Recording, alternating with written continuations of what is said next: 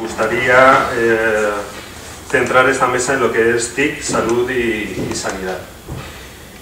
Hablábamos antes de cómo los profesionales de la salud tratábamos de encontrar recursos fiables para poder acceder a nuestros pacientes, para poder ayudarles y un poco conseguir resultados clínicos con las acciones de alfabetización en salud, con que los pacientes adquieran no solo conocimientos, también habilidades para gestionar su propia salud, para ser más independientes y para tener una vida más plena en la que incluya la toma de decisiones sobre ellos mismos. En este sentido tenemos Internet como una herramienta para conseguir estos objetivos, pero están surgiendo nuevas herramientas que también nos pueden ser muy útiles. Cuando hablamos de profesionales de la salud, quizá, como se ha dicho en la mesa anterior, tendríamos que decir profesionales de las personas, porque yo como médico, la gente de cuidando como enfermeros, los ingenieros que estáis aquí, en el fondo nos estamos dirigiendo a las personas con una vocación de ayuda, con una vocación de que nuestro trabajo les sirva para vivir de una manera más plena y con una mayor calidad de vida. De modo que un ingeniero es tanto un profesional de las personas como nosotros médicos, que tenemos que tener claro que nuestro objetivo no es la salud, nuestro objetivo no es la sanidad, nuestro objetivo son las personas para ayudarles, acompañarles y ser consejeros de ellos. Eso lo sabemos bien los que somos médicos o pediatras de atención primaria. Sin hacer más preámbulos, os voy a presentar a los ponentes. Tenemos a José Ávila de Tomás, ya os lo he presentado antes, es médico de familia del Servicio Madrileño de Salud y un experto en nuevas tecnologías, y quizá aquí lo sintetizamos. Tenemos también a Francisco José Sánchez Laguna. José Ávila nos dará una visión de estas TIC, estas tecnologías aplicadas a la salud, cómo afectan el trabajo de un médico, de un profesional de la salud, y qué utilidad pueden tener para su labor. Francisco José Sánchez Laguna es médico de familia, también tiene una amplia experiencia en informática sanitaria, aunque ahora va a comenzar su especialización como radiólogo también, es un culo inquieto. Y tiene experiencia en la coordinación de atención primaria hospitalizada, en informática sanitaria, en sistemas de información. Ha pasado por la gestión sanitaria de un hospital importante en Andalucía, y él nos va a hablar fundamentalmente de las APPs sanitarias, aunque creo que la presentación va a ser un poco más, con un tema un poco más amplio que esto. Vale, y por último tenemos a Antón Civit. Antón ha tenido la gentileza de venir desde la Universidad de Sevilla, donde es profesor y es un experto en gamificación, no sé cómo llamar esto. Está a cargo de proyectos como Cardiac, ya finalizado, de IMAP, y nos va a hablar de cómo los juegos pueden ayudarnos a conseguir resultados en cuanto a alfabetización en salud o incluso monitorización. Y sin más preámbulos, pues vamos a empezar con José Francisco.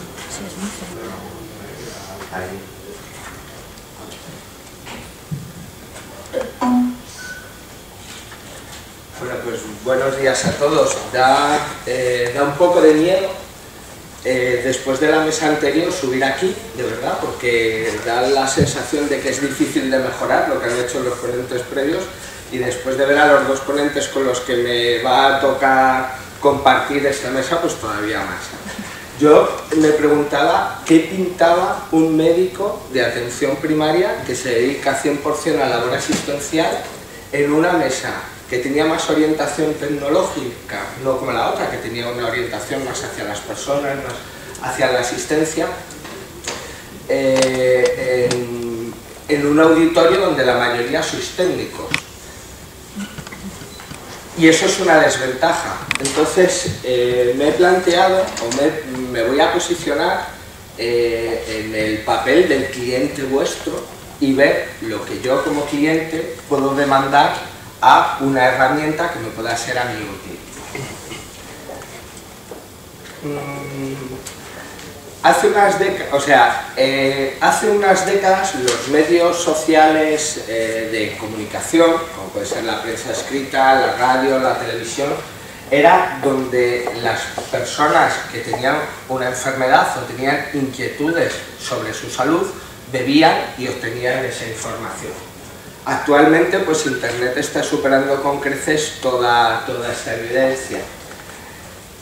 Hace 2 semanas di un curso a los residentes de medicina y enfermería, residentes de enfermería de 2.º año y residentes de medicina de 3.er año, en varias unidades docentes de la Comunidad de Madrid, e hice una pregunta que ya se había hecho en esa mesa. En vuestra experiencia profesional, aunque todavía era corta, les preguntaba si se había dado el caso de que algún paciente fuera a su consulta con el taco de hojas, de folios que había sacado de la impresora con información de Internet, y les preguntaba cómo se sentían. La mayoría respondía que se sentía mal, que era su primera vivencia era como un rechazo, porque analizando un poco el porqué de esa sensación, les daba la sensación que ponían en duda su profesionalidad, sus años de estudio, herían su ego y su orgullo profesional, pero intentamos darle la vuelta. Si una persona busca salud, y todos empezamos a buscar salud en Google, fundamentalmente es porque la salud le preocupa. Y ahí lo que va a tener es una persona enferma o que quiera buscar su salud, que ya está preocupado por su salud. Es decir, cuando a mí como profesional me viene alguien con una información previa, lo primero que tengo que detectar o lo primero que tengo que apreciar es que esa persona está preocupada por lo que le pasa. Y eso tiene que ser un valor y no tiene que ser una amenaza. Y si la salud se deteriora, todo lo que hace, la primera reacción que tenemos los seres humanos es buscar en las fuentes que tenemos a nuestro alcance la respuesta a nuestras preguntas. No sé si conocéis a este señor. ¿Le conocéis los que no sois sanitarios? Pues Dave de Bronca se le considera el primer paciente, fue no sé a qué se dedica él profesionalmente. O sea, su mujer es veterinaria, él no tiene nada que ver con el mundo de la salud. Le diagnosticaron una enfermedad tumoral en un estado muy avanzado, donde no le daban muchas expectativas en cuanto a tratamiento, y el señor, buscando en Internet, buscando páginas de Internet, pues dio con un tratamiento que en aquel entonces era un poco experimental, lo puso al conocimiento de sus oncólogos. Fue el vínculo que creó una serie de redes entre varios oncólogos en Estados Unidos, empezó a poner el tratamiento y todavía después de 4 años está dando charlas. Yo os recomiendo que veáis una intervención que tiene en un TED, en la página TED, poniendo el nombre suyo, la podéis localizar, y es una de esas intervenciones donde estás escuchando a una persona enferma y estás descubriendo a la persona que hay detrás de todo. Y habla de salud, habla de tecnología, habla de Internet, y es muy importante. Y él nos da varias claves que debemos de leer los sanitarios. Dice que el paciente es la principal herramienta diagnóstica y que, sobre todo, si tiene un papel activo en su proceso de toma de decisiones en salud. Que es la herramienta que tenemos más infrautilizada los sanitarios en el diagnóstico, y esto se lo recalco mucho a todos los residentes. No sabemos aprovechar el papel del paciente en la salud. Y él lo que nos pide, y aquí nos pide un poco a los dos ámbitos que estamos representados mayoritariamente dentro de esta sala, que sois los técnicos y somos los sanitarios, lo que nos pide son fuentes sanitarias en Internet de calidad que estén dirigidas al paciente, y nos pide un acceso, que el paciente tenga un acceso libre a todos sus datos en salud. Tom Ferguson editó este libro llamado E-Paciente, paciente interesado en tomar un papel activo en su proceso de enfermedad y que quiere tener ese acceso libre a sus datos en salud. Y bueno, estando en esta casa, ¿cómo no vamos a poner y hacer referencia a este libro? De cómo ahora ya el e-paciente no solamente hace una búsqueda personal en las fuentes donde tenga, sino que gracias a las redes sociales empieza a sociabilizar, empieza a compartir experiencias, empieza a compartir conocimiento y empieza a tener relaciones con otras personas afines normalmente en su proceso de deterioro de salud o de búsqueda de la salud. Pero realmente sanitarios y pacientes buscamos en las herramientas lo mismo. Lo que hacemos es, por un lado, buscar información, cada uno beberemos en unas fuentes diferentes, pero estamos buscando información en salud y estamos buscando y localizando personas. Probablemente los sanitarios un poco dentro de un círculo más endogámico donde nos podemos ir relacionando con personas con los que compartimos profesión o intereses, y los pacientes también con personas que padecen la misma enfermedad y están apareciendo asociaciones de afectados, asociaciones de enfermos, de padres y madres de enfermos, etc. Y realmente lo que pedimos, o lo que os pedimos a los que participáis en la elaboración de las herramientas, es que su uso sea muy fácil, y lo que nos piden a los que debemos dotar de contenidos a esa herramienta es que el contenido sea de calidad. Yo creo que las dos cosas ya hemos hablado previamente, ¿no? El problema ahora será qué es la facilidad de uso y qué es un contenido de calidad y cómo lo debemos de articular. Bueno, pues como facilidad de uso podemos decir que tengo un acceso rápido a la información. A mí como profesional para trabajo en atención primaria, veo unos 30 a 35 pacientes al día y lo que necesito son herramientas que solucionen puntualmente una duda, y si por cada paciente tengo 5 minutos, no puedo invertir 3 en solucionar mi pregunta, con lo cual necesito algo que a un clic o a 2 como mucho me dé la respuesta a mi pregunta, que sea multiplataforma. Yo ahora en la consulta tengo un ordenador, que mi empresa me facilita un ordenador muchísimo peor que cualquiera que nosotros podemos tener en casa. Yo la consulta tiro esto continuamente, me parece una herramienta mucho más fácil, mucho más ágil, la pongo encima de la mesa y la estoy compartiendo con el paciente. O sea, el ordenador me cuesta más trabajo el tener que dar la vuelta a la pantalla. Y los contenidos de calidad, volvemos otra vez a la mesa anterior. Ya hemos hablado de los sistemas de acreditación web. Y no se ha hablado mucho de los sistemas de trabajo colaborativo.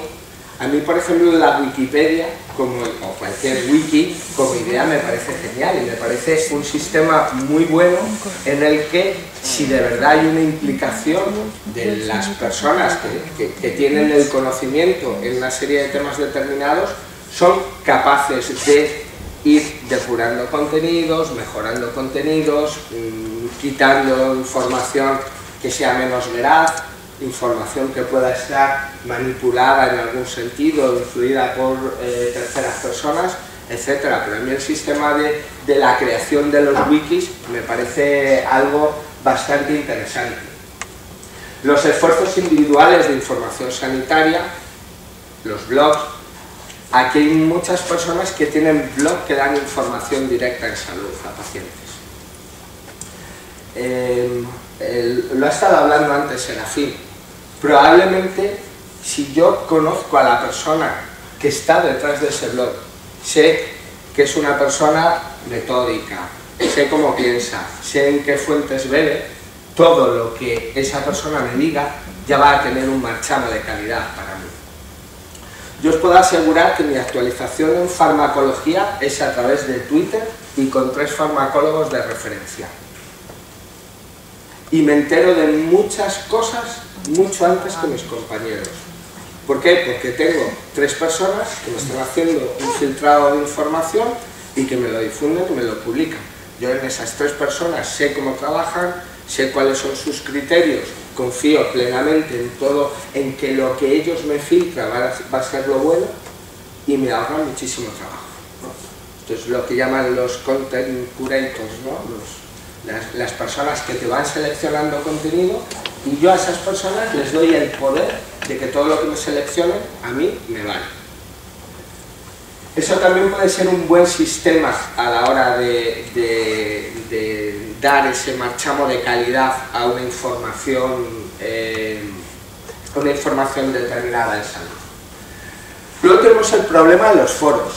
Los foros hay buenos, hay malos, pero probablemente porque sean las estructuras que mejor se pueden posicionar en buscadores. A mí personalmente la mayoría de los pacientes que vienen a consulta con información previa sobre su salud la han obtenido de foros. Sobre todo 2 grupos de pacientes: mujeres jóvenes que quieren iniciar anticonceptivos hormonales y se meten en un foro de mujeres para ver y obtener información sobre los diferentes métodos anticonceptivos, y ahí sí que he detectado bastante información errónea y mucha información en el que hay un tufillo por detrás de que cierta marca comercial, cierto laboratorio, cierta industria está interviniendo. Y ese tipo de información sí que es posible que dé un poquito más de reparo a la hora de que te llegue. Y nos ha llegado el mundo de las APPs, que han despegado este año en salud a lo bestia, y es más, Julio Mayol, que es otro gran bloguero de la blogosfera sanitaria, hablaba la semana pasada del paso del e-paciente al APP-paciente, ¿no? Y ya no hablamos de prescribir webs, estamos hablando de prescribir APPs, pero nuestros pacientes a nosotros nos siguen demandando la prescripción de la pastilla. Y ahora estamos corriendo, el miedo no es que corramos a 2 velocidades, es que empecemos a correr a 3, a 4 o a 5 velocidades, porque probablemente la velocidad en la que os movéis los técnicos sea muchísimo más rápida que la velocidad que nos movemos los sanitarios, y nuestra velocidad sea a su vez muchísimo más rápida de la que se mueve la mayoría de las personas que entran a nuestra consulta. Y el miedo es ir corriendo a velocidades diferentes y que lleguemos a un momento en que este equilibrio que nos proporcionan estos foros donde estamos hablando sanitarios, técnicos y pacientes, que llegue un momento en que no perdamos este lenguaje común, ¿no? Tengo ahí una pequeña clasificación un tanto académica de cómo podríamos clasificar las APPs en relación a la salud. APPs directas en la consulta, en la que un sanitario puede obtener un dato puntual y dar respuesta a una pregunta puntual en el transcurso de una consulta. APPs para estudio consulta, tenemos ya guías de práctica clínica en aplicaciones para terminales móviles, revistas científicas, etc. Aplicaciones directamente para el paciente, para que puedan desarrollar conocimientos o habilidades en relación a su propio proceso de enfermar o hábitos saludables de vida para mantener su salud, y aplicaciones asociadas a otros terminales sanitarios, pues bueno, ya conocéis, glucómetros, tensiómetros, electrocardiógrafos, que ya podemos conectar a nuestro terminal digital y jugar con esa señal digital. Hablando de APPs y salud, ayer mismo 3 personas muy conocidas dentro de la blogosfera hicieron un tweet-up al que los ponentes de las 2 mesas no pudimos asistir Bueno, lo hemos revisado al final del día siguiente, pero no pudimos participar demasiado, o por lo menos no tanto, como nos hubiera gustado. Y se respondían estas tres preguntas, ¿no? Y yo creo que son tres preguntas interesantes y sobre las que podríamos reflexionar. ¿Qué criterios debemos de tener en cuenta para fiarnos de una app en salud? ¿Hay que acreditarlas? Volvemos otra vez a la acreditación, a las calidades, no solamente a las páginas web, a los blogs, sino a cualquier tipo de aplicaciones. ¿Quién la tiene que acreditar? Y si la situación de la normativa legal y las recomendaciones o los sellos de calidad que hay actualmente.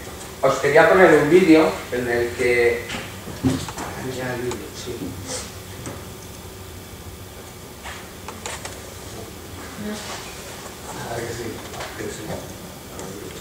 Es de YouTube.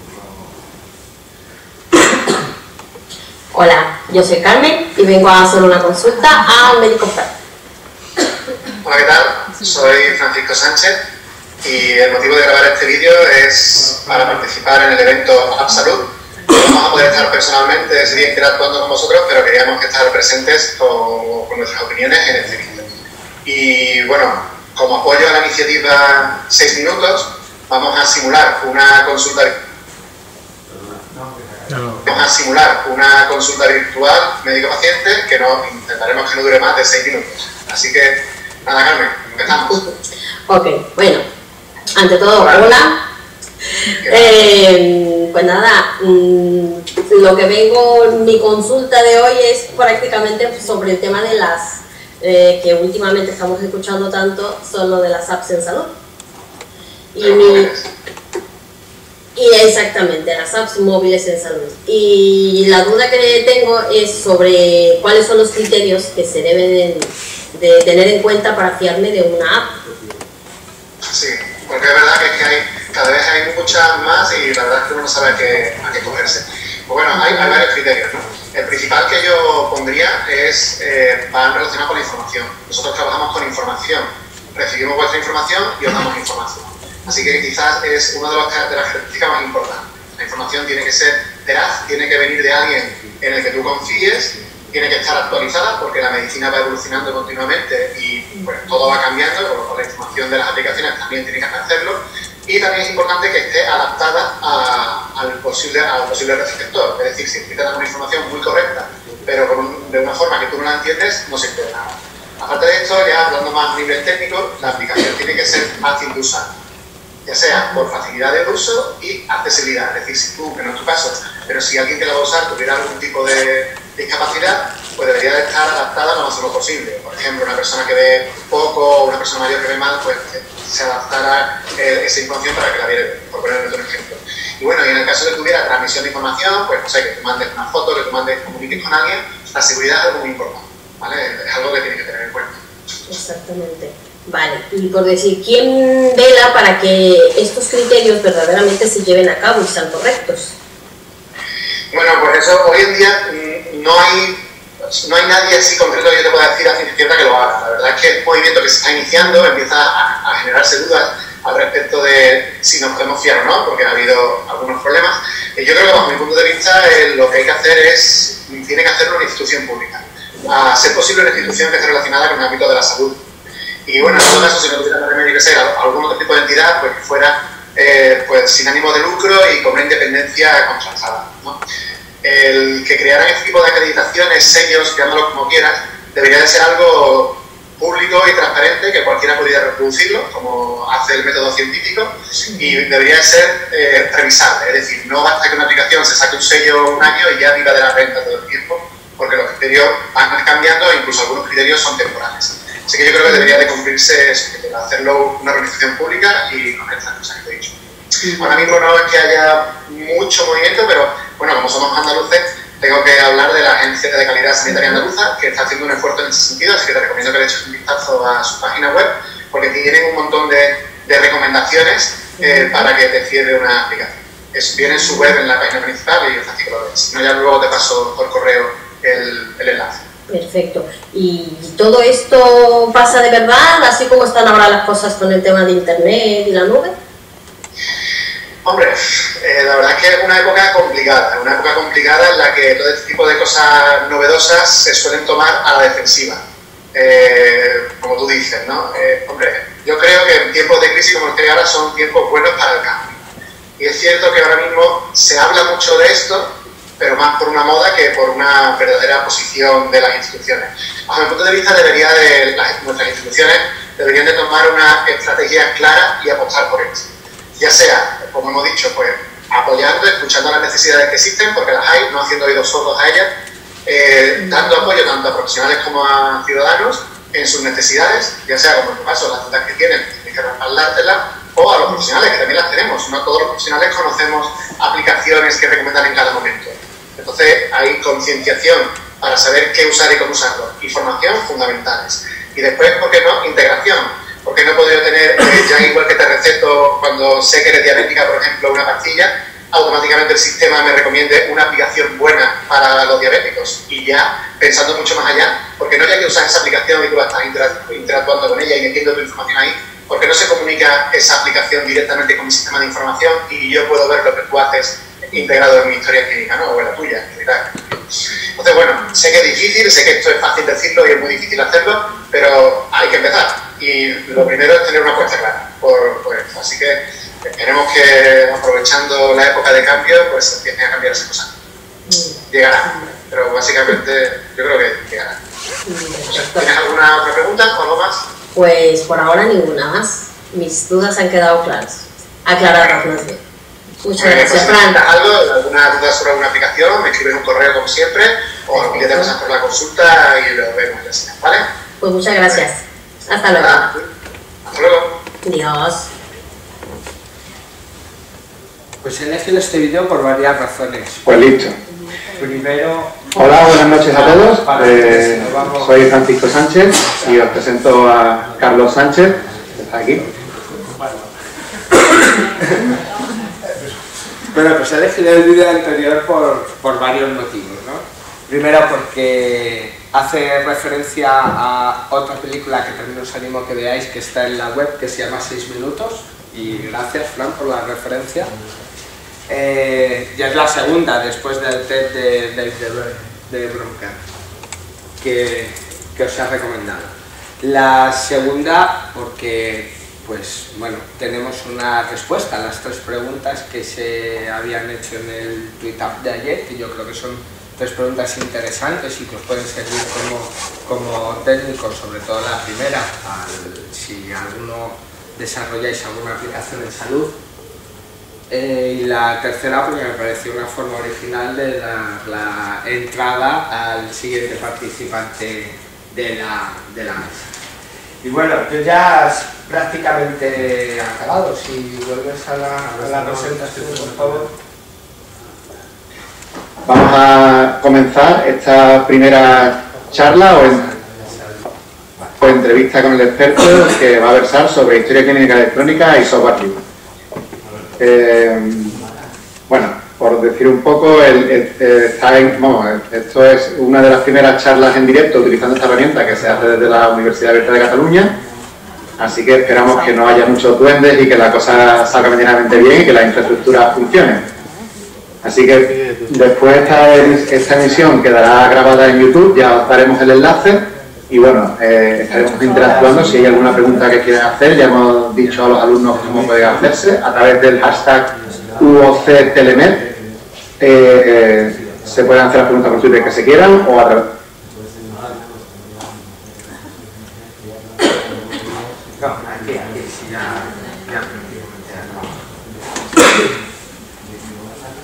Bueno, pues simplemente agradeceros el haberme aguantado. Espero que os haya resultado interesante y ahí tenéis la forma que podéis contactar conmigo. Una pregunta, porque se ha hecho con Skype, ¿no? Con Skype. No. Con Hangout de Google. Con la Google Hangout. Luego si queréis algo más. Bueno, hacemos como antes, dejamos el turno de preguntas para el final, que pienso que será más interesante.